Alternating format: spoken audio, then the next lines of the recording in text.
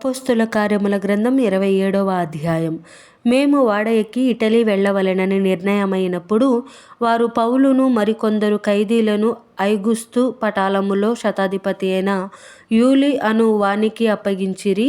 Asia దరి వెంబడినున్న పట్టణములకు ప్రయాణము చేయబోవు అద్రాముత్తియ పట్టణపు ఓడనెక్కి మేము బయలుదేరితిమి. మాసిదోనియుడును దెసలోనిక పట్టణస్థుడునైన అరిస్తార్కు మాతో కూడా ఉండెను.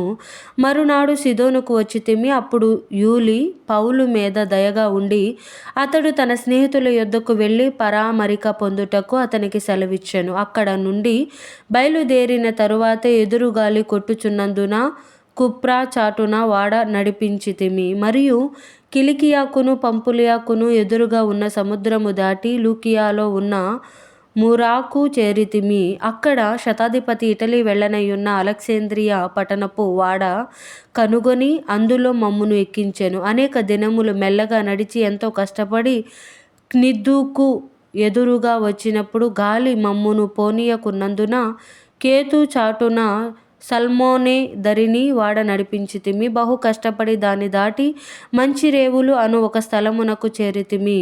దాని దగ్గర లసయ పట్టణముండెను. చాలా కాలమైన తరువాత ఉపవాస దినము కూడా అప్పటికి గతించినందున ప్రయాణము చేయుట అపాయకరమై ఉండెను. అప్పుడు పౌలు, అయ్యలారా, ఈ ప్రయాణము వలన సరుకులకును ఓడకును మాత్రమే కాక మన ప్రాణములకు కూడా హానియు బహు కష్టమును కలుగునట్లు నాకు తోచుచున్నదని చెప్పి వారిని హెచ్చరించెను. అయినను శతాధిపతి పౌలు చెప్పినది నమ్మక నావికుడును ఓడ యజమానుడును చెప్పినదే నమ్మెను. మరియు శీతాకాలము గడుపుటకు ఆ రేవు అనుకూలమైనది కానందున అక్కడ నుండి బయలుదేరి ఒకవేళ శక్యమైతే ఫినిస్కునకు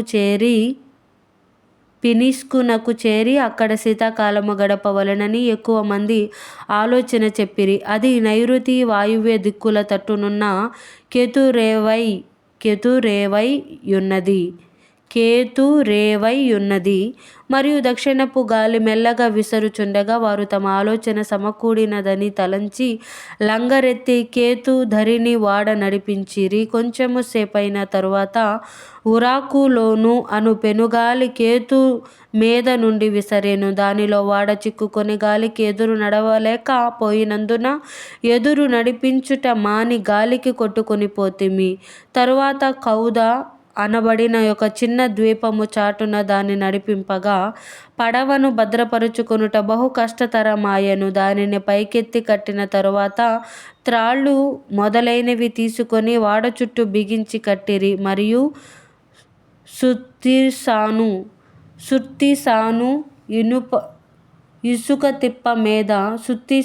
ఇసుక తిప్ప మీద పడుదుమేమో అని భయపడి ఓడ చాపలు దింపివేసి కొట్టుకొని పోయిరి. మిక్కిలి పెద్దగాలి కొట్టుచున్నందున మరునాడు సరుకులు పారవేయసాగిరి. 3వ దినమందు తమ చేతులారా ఓడ సామాగ్రి పారవేసిరి. కొన్ని దినములు సూర్యుడైనను నక్షత్రములైనను కనబడక పెద్దగాలి మా మీద కొట్టినందున ప్రాణములతో తప్పించుకొందుమను ఆశ బొత్తిగా పోయెను. వారు బహు కాలము భోజనము లేకయున్నందున పౌలు వారి మధ్యను నిలిచి, అయ్యలారా, మీరు నా మాట విని కేతు నుండి బయలుదేరకయే ఉండవలసినది. అప్పుడి హానియు నష్టమును కలగకపోవును. ఇప్పుడైనను ధైర్యము తెచ్చుకొనుడి. మిమ్మును వేడుకొనుచున్నాను, ఓడకే గాని మీలో ఎవని ప్రాణమునకును హాని కలగదు. నేను ఎవని ఓడనో ఎవనిని సేవించుచున్నానో ఆ దేవుని దూత గడిచిన రాత్రి నా యొద్ద నిలిచి, పౌలా, భయపడకము, నీవు కైసరు ఎదుట నిలవవలసి ఉన్నది. ఇదిగో, నీతో కూడా ఓడలో ప్రయాణమై పోవుచున్న వారందరినీ దేవుడు నీకు అనుగ్రహించి ఉన్నాడని నాతో చెప్పెను. కాబట్టి అయ్యలారా, ధైర్యము తెచ్చుకొనుడి. నాతో దూత చెప్పిన ప్రకారము జరుగునని నేను దేవుని నమ్ముచున్నాను. అయినను మనము కొట్టుకొని పోయి ఏదైనా ఒక ద్వీపము మీద పడవలసి ఉండునని చెప్పెను. 14వ రాత్రి వచ్చినప్పుడు మేము అద్రియా సముద్రములో ఇటు అటు కొట్టుకొని పోవుచుండగా అర్ధరాత్రి వేళ ఓడవారు ఏదో ఒక దేశము దగ్గర పడుచున్నదని యూహించి బుడుదు వేసి చూచి 20 భారల లోతని తెలుసుకొనిరి. ఇంకను కొంత దూరము వెళ్ళిన తరువాత మరలా బుడుదు వేసి చూచి 15 భారల లోతని తెలుసుకొనిరి. అప్పుడు రాత్రి తిప్పలు గల చోట్ల పడుదుమేమో అని భయపడిరి. వారు వాడ అమరములో నుండి 4 లంగరులు వేసి ఎప్పుడు తెల్లవారునా అని కాచుకొని ఉండిరి. అయితే వాడవారు వాడ విడిచి పారిపోవలనని చూచి తాము అనివిలో నుండి లంగరు వేయబోవునట్లుగా సముద్రములో పడవ దింపివేసిరి. అందుకు పౌలు, వీరు వాడలో ఉంటేనే గాని మీరు తప్పించుకొనలేరని శతాధిపతితోనూ సైనికులతోనూ చెప్పెను. వెంటనే సైనికులు పడవ తాళ్ళు కోసి దాన్ని కొట్టుకొని పోనిచ్చిరి.